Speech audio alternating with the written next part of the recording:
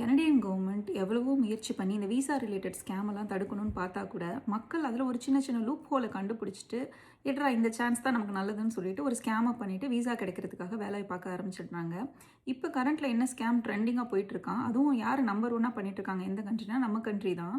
என்ன பண்ணிட்டுருக்காங்கன்னு சொல்லி பார்த்தீங்கன்னா, இங்கே வந்து ஸ்பௌஷுவல் ஸ்பான்சர்ஷிப்னு ஒரு ஆப்ஷன் இருக்குது. அதாவது எப்படின்னா ஒருத்தவங்க பார்ட்னர், அதாவது ஒரு கேர்ளோ பாயோ யாரோ ஒருத்தவங்க ஏற்கனவே கனடாவில் பிஆர்ஓவோ இல்லைனா சிட்டிசனாவோ இருப்பாங்க. அவங்க இன்னொருத்தவங்கள்ட்ட ஃபேக்காக மேரேஜ் பண்ணிவிட்டு அதை வந்து டாக்குமெண்ட் ப்ரொடியூஸ் பண்ணிவிட்டு நான் இவங்களுக்கு ஸ்பான்சர் பண்ணுறேன்னு சொல்லி பண்ணிட்டுறது காசு வாங்கிட்டு. ஸோ இந்த மாதிரிலாம் போயிட்டு இருந்தது இல்லையா. இதில் என்ன ட்ரெண்டிங் சொல்லி கேட்டிங்க அப்படின்னா, கனடாவில் ஒரு ரூல் இருக்குது. நீங்கள் வந்து பாய் அண்ட் கேர்ள் மேரேஜ் பண்ணாதான் மேரேஜ்னு இல்லை, நீங்கள் வந்து boy to boy girl to girl நீங்கள் வந்து கப்பலாக இருக்கீங்கன்னு சொன்னாலே அதை வந்து அவங்க கன்சிடர் பண்ணுவாங்க விசாவுக்கு. ஸோ இதை வந்து அவங்க ஃபேக்காக ப்ரொடியூஸ் பண்ணிவிட்டு, அதாவது கேர்ள் டு கேர்ள் நாங்கள் 2 பேரும் கப்புள்ஸ் அப்படின்னு சொல்லிட்டு நான் இவளுக்கு ஸ்பான்சர் பண்ணுறேன். அவங்க எப்படி பண்ணுறாங்க அப்படின்னா, ஒருத்தவங்களுக்கு ஏற்கனவே பிஆர்ஓ சிட்டிசனாக இருக்கும், இன்னொருத்தவங்க வந்து மைட் பி என்ன இன்டர்நேஷனல் ஸ்டூடெண்ட்டாவோ இல்லைனா ஒர்க் பர்மிட் எக்ஸ்பைர் ஆகிட்டு வெளில போகிற சுச்சுவேஷனில் இருக்கிறவங்கள்ட்ட வந்து நாங்கள் 2 பேரும் கப்புள்னு சொல்லிட்டு டாக்குமெண்ட் ப்ரொடியூஸ் பண்ணி அவங்களுக்கு வந்து ஸ்பான்சர்ஷிப் பண்ணி பிஆர் வாங்குறது.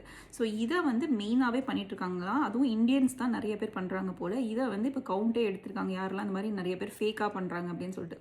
இதுக்கு என்னென்ன மாதிரி டாக்குமெண்ட்ஸ்லாம் அவங்க கேட்டிருக்காங்க, என்னென்ன மாதிரி ஃபோர்ஜரி டாக்குமெண்ட்ஸ்லாம் அவங்க ப்ரொடியூஸ் பண்ணியிருக்காங்கன்னு பார்த்தீங்கன்னா, இப்போ வந்து ரெண்டலுக்கு இருக்காங்க அப்படின்னா அந்த ரெண்டலில் வந்து நம்ம 2 பேரோட பேர் இருக்கிற மாதிரி பார்த்துக்கிறது, 2 கேர்ள்ஸோட பேர் இருக்கிற மாதிரி பார்த்துக்கிறது, இல்லைனா பேங்க் அக்கௌண்ட்டில் வந்து ஜாயிண்ட் அக்கௌண்ட் மாதிரி வச்சுக்கிறது, இதெல்லாம் பண்ணியிருக்காங்க. ஸோ இது இப்போ தான் நடக்குது அந்த ஸ்கேம்னு கேட்டால் இப்போ தான் இல்லைங்க, கிட்டத்தட்ட 2010 இந்த மாதிரி நிறைய போயிட்டுருக்கு போல். ஸோ கனடியன் கவர்மெண்ட் வந்து என்ன ரூலை ஸ்ட்ரிக்ட் பண்ணலாம்னு சொல்லிட்டு என்ன கொண்டு வந்திருக்காங்க அப்படின்னா, நீங்கள் வந்து திடீர்னு நாங்கள் வந்து சேர்ந்துட்டோம், திடீர்னு நீங்கள் கப்பல்லாம் சொல்லக்கூடாது, அட்லீஸ்ட் மினிமம் 2 இயர்ஸாவது நீங்கள் 2 பேரும் ஒன்றா இருந்திருக்கணும் அப்படின்னு சொல்லி கேட்டிருக்காங்க போல். இதெல்லாம் எப்படி ப்ரூவ் பண்ணுவாங்கன்னே தெரில. பட் ஆனால் ஸ்டில் இந்த மாதிரி ஃபோர்ஜரி பண்ணி விசாவுக்காக இந்த மாதிரி ஃபேக்காக marriage, not like opposite sex கிடையாது, girl to girl boy to boy இதெல்லாம் வந்து நடந்துகிட்ருக்கு போல். அதுவும் நம்ம இந்தியன்ஸ் தான் ஃபஸ்ட்டு இருக்கும்.